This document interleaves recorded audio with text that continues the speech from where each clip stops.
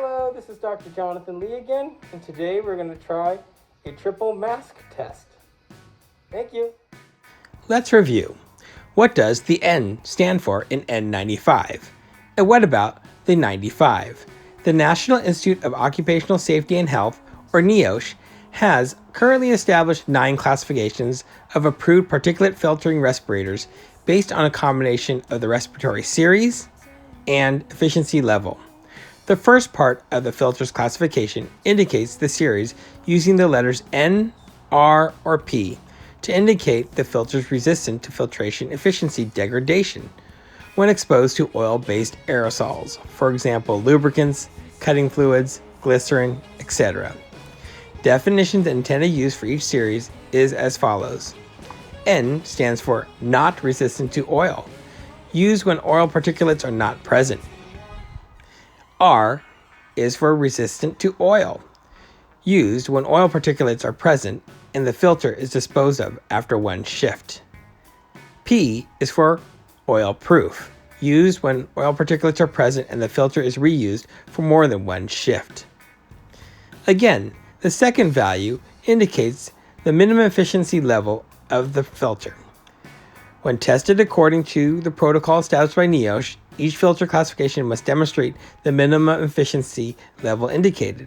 So 95 and N95 means the respirator filters out 95% of airborne particulates. Then there is the surgical N95 ratings. In the 1970s, the Bureau of Mines and NIOSH developed standards for single-use respirators. And the first N95 respirator was developed by 3M and approved in 1972. 3M used a melt-blowing process that it had developed decades prior and used in products such as ready-made ribbon bows and bra cups. Its use in a wide array of products had been pioneered by designer Sarah Little Turnbull. Originally designed for industrial use, N95 masks became the healthcare standard subsequent to virus-blocking technology invented by University of Tennessee professor Peter Tsai and patented in 1995. The antiviral technology was first developed to prevent the spread of drug-resistant tuberculosis. Following the onset of COVID-19, Tsai ended his retirement to alleviate shortages related to COVID-19 pandemic by researching N95 mask decontamination. N95 respirators help reduce the wearer's inhalation exposure to certain airborne particulates. These respirator filters have been tested and certified by NIOSH to be at least 95% efficient when tested against very small particles that are the most difficult size to filter, approximately 0.3 of a micron. So let's talk about the surgical masks and the categories of 1, 2, and 3, and who sets the standard. It is the ASTM, which refers to the American Society of Testing Materials. The ASTM is an international standards organization that develops and publishes voluntary consensus technical standards for a wide range of materials, products, systems, and services, including those in healthcare. ASTM standards are referenced by the Food and Drug Administration and endorsed as the standard in the United States. The current standard specifies the performance requirements for medical masks with 5 basic criteria. 1. Bacterial filtration efficiency, BFE, which measures how well the medical face mask filters out bacteria when challenged with bacteria-containing aerosol. ASTM specifies testing with a droplet size of 3.0 microns containing Staph aureus, which is about 0.6 to 0.8 microns. In order to be called a medical or surgical mask, a minimum 95% filtration rate is required. Moderate and high protection masks must have a bacterial filtration rate greater than 98%. The second is particulate filtration efficiency, PFE. PFE measures how well a hospital mask filters submicron particles with the expectation that viruses will be filtered in a similar manner. The higher the percentage, the better the mask filtration. Although testing is available using a particle size from 0.1 to 5 microns, ASTM specifies that the particle size of 0.1 micron be used.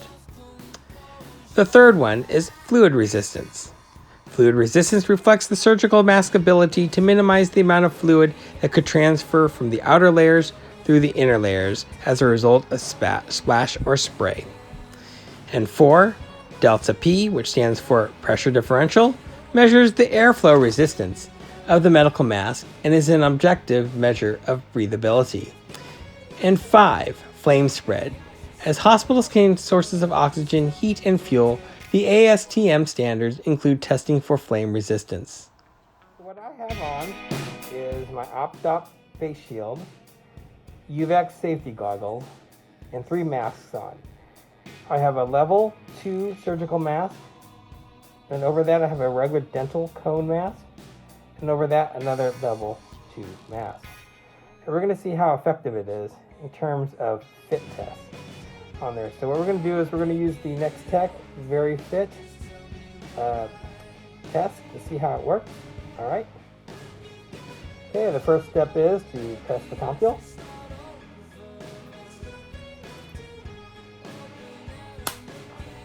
Okay. Let the smoke fill in.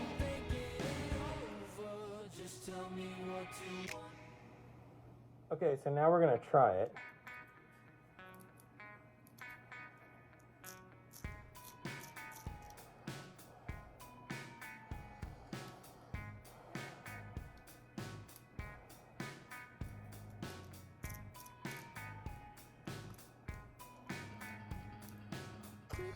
Okay, so this works. I don't get any irritant or sneezing or coughing. So now let's slowly take things off.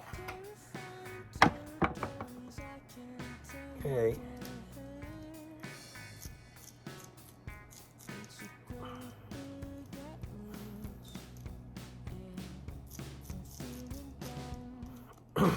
Okay.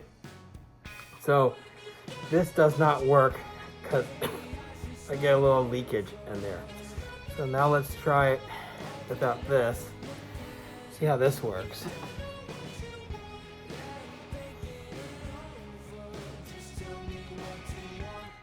Oh, yeah, no. Does not work. Does not work at all on there. And then let's just take it with a regular surgical mask.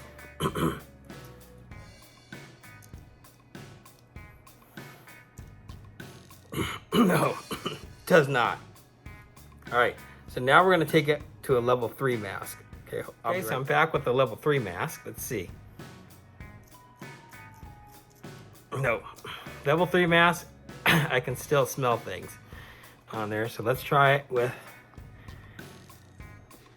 the cone mask.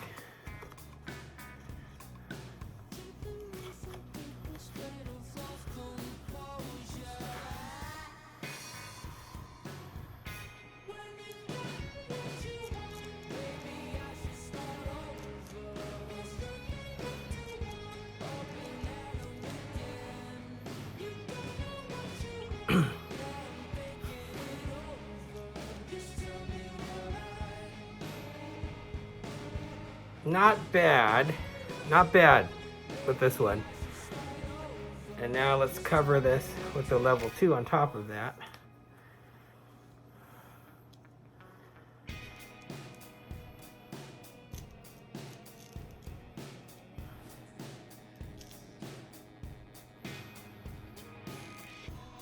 Not bad. Okay, then finally with the shield.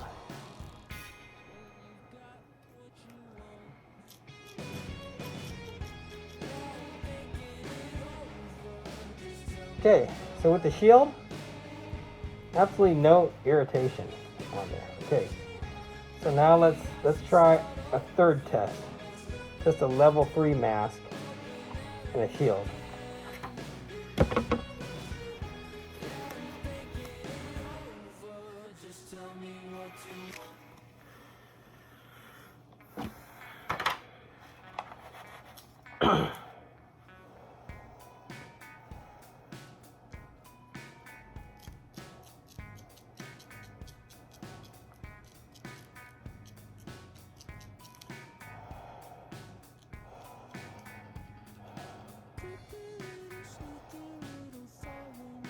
Not bad.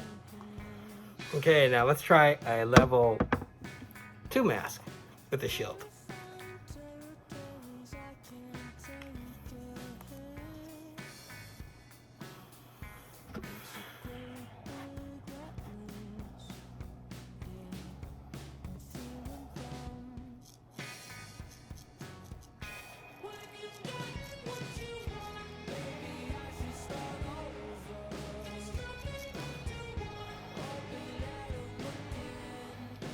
So not bad.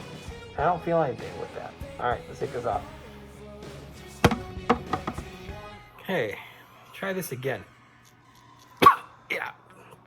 So you do need to wear a face shield. Let me try with the level 3 mask.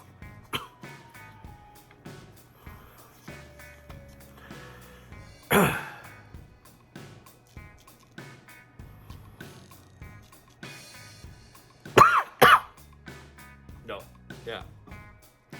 Face shield helps. Try it again.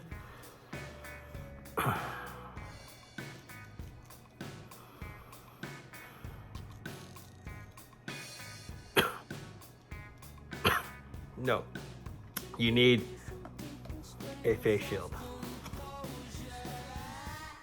So we know that as a control, the gold standard is the N95 surgical respirator. If you don't have one of these, as recommended by the ADA, you can use a level 3 mask. I would definitely recommend wearing a full face shield.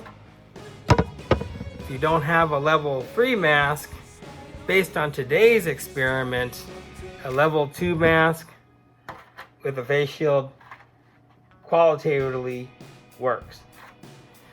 One thing I do like to point out in terms of the N95 surgical respirator is when you wear it with glasses, you have to be very careful how the glasses sit, because they can, as you can see, compromise the seal on there.